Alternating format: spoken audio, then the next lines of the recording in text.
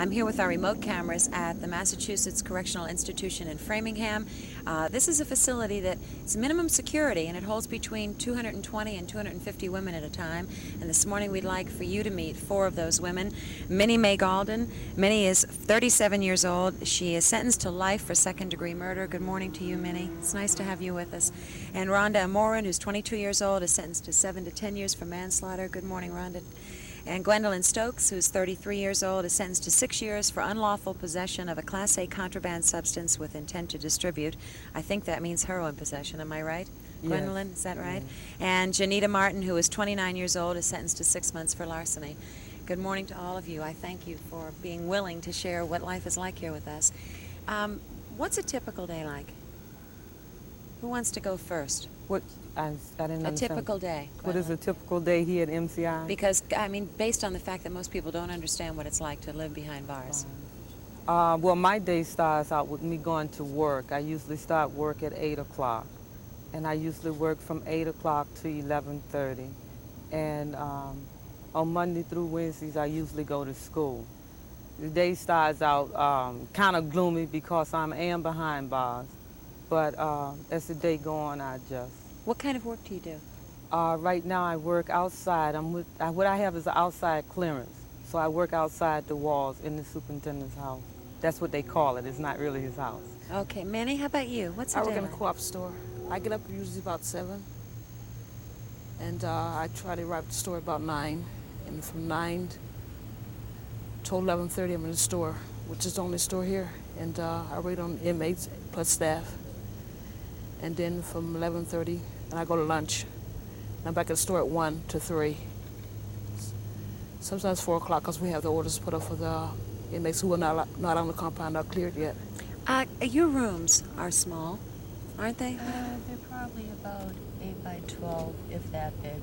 They're really small.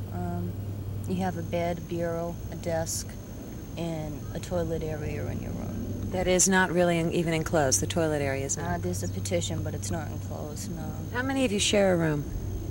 Do you share a room? Yes, I do, with one other girl. When you first come in to the hospital or into a cottage, you have to double up because there are so many inmates here now. How about privacy? And how about claustrophobia? Do you feel it? A little bit. Privacy, you have very little unless you have a very understanding roommate who will give you some free time to yourself in your room. Otherwise, you have none whatsoever. Well, you don't get to pick your roommate, do you? Of course not. Your roommates are usually picked by the regular cottage officer. If you don't get along with that person, you just have to learn to deal with that. You really have no choice, though. 3 of you have children. Minnie, you're the only one here that doesn't have children, right? How about the loneliness? And talk about your kids.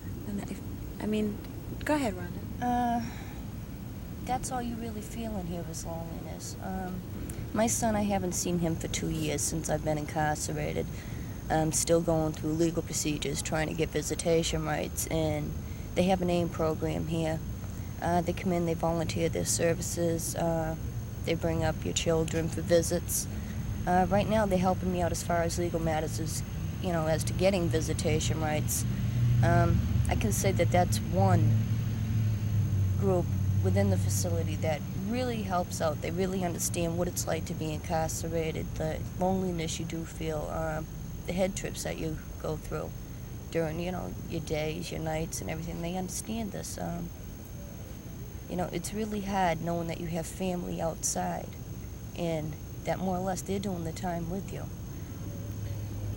GENITA, how many children do you have? I have 2. I have an 11-year-old daughter and a 10-month-old son.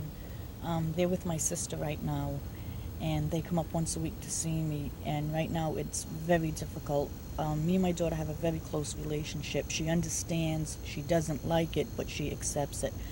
My son, he's too young to understand, but I'm missing quite a bit right now because he's at the stage where he's learning to walk, talk, and it just kills me every time they leave. I'm more depressed when they do leave. Gwendolyn, your children, you Yes, see them, don't you? I have 3 children. They come up, the AIM van brings them up once a week, which is on a Wednesday night. And if it was not for the Aid to Incarcerated Mothers organization, I would not see my children. Right now, my youngest son is in the hospital. I haven't been able to see him since I had emergency furlough. But that is the only night I look forward to.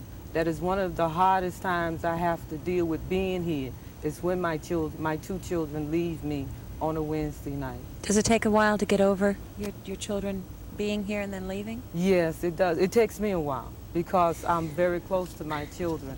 My daughter is 4 years old, and we were very close before I came here. And anytime she leaves me on a Wednesday night, she says, "Mommy, come home. Please come home." And it takes me a while. It takes me like 2 or 3 days to adjust after. How did you all end up here?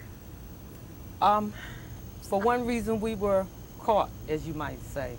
We were sentenced here by the system, and it said that we had to be incarcerated. I guess you can say it's a good and a bad out of it, because maybe if we weren't incarcerated, we would still be out doing what we were doing. But I mean, your families, did any of you come from families that were involved in crime? Or No. how about I'm you, not, Minnie? no. No. I mean, was it something that you never thought would ever happen to you? No, I never believed this would happen. How did it happen? I'm in from manslaughter.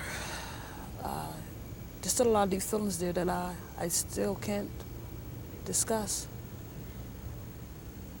But thinking I would ever be in jail, no, of course not. Is it difficult to discuss them because you want a retrial, or is it just because it's hard to talk No. about it? For the crime I'm in for, it's still hard. There's a lot of feelings there. A lot of feelings. Yes. How are you treated here by the staff and the guards and the people? Who has feelings? It all depends on what staff you're talking about. I can't down all of them because there are a few that understand what you go through. But it's like they put you in here, they want you to act like responsible adults, yet you're treated like a child. And it's very hard. When you come in here, you're so used to making your own decisions for so long. You know, decisions of what time you want to eat, what time you want to go to bed. And then all of a sudden you're told, well, you have to eat at these certain times or you don't eat at all. And you have to be locked in your room at 11 o'clock. You can't go out past 9 o'clock. And that's really hard. There's a lot of things, you know, that you go through, even in the course of a day. In your own mind, I mean, people that are watching are saying, yes, but isn't that what prison is supposed to be? But I would like to know your feelings. Are you being rehabilitated? Is this good for you? Will you be better people when you leave here? I'll be a better person when I leave. Why, I Minnie? believe so. Before this happened, I had a drinking problem, which I always will have. It's understood. Since I've been here, which I'll be here in 3 years in October, I've had a chance to sit down and with counseling, and I finally knew who I am. As before, I didn't, well, because I was drinking like 13, 14 years. I didn't even like me. So the time I've been here, I have tried to sit down, like I say, and think. And find and yourself know, maybe who a I am. little, huh? I know none of you like being here. And Gwendolyn, you say that the women that you live with have real feelings, I'm sure you all do, about your sisters on the outside. Well, since I've been here, I've only been here about 4.5 months. I always say I never will adjust being here, but I have to accept being here. We're concerned about the younger girls that are coming here between the ages of 17 and 19 years old. I understand that at that age we all think that we are grown and that no one can tell us anything. But I also want to say this is not the nicest place to be. This is not a fun place to be. And I don't think it's very cute for, you know, young girls to come in here. You mean those that are serving short sentences but think it's cool, huh? That's right. They're coming here with what I call on an installment plan. Oh, gee. And you're saying don't do it. Yeah. I thank you all very much for sharing what you feel with us. I know that we'll be back out here tomorrow to talk to you, and I'm looking forward to that because there's a lot more that needs to be said. Thank you.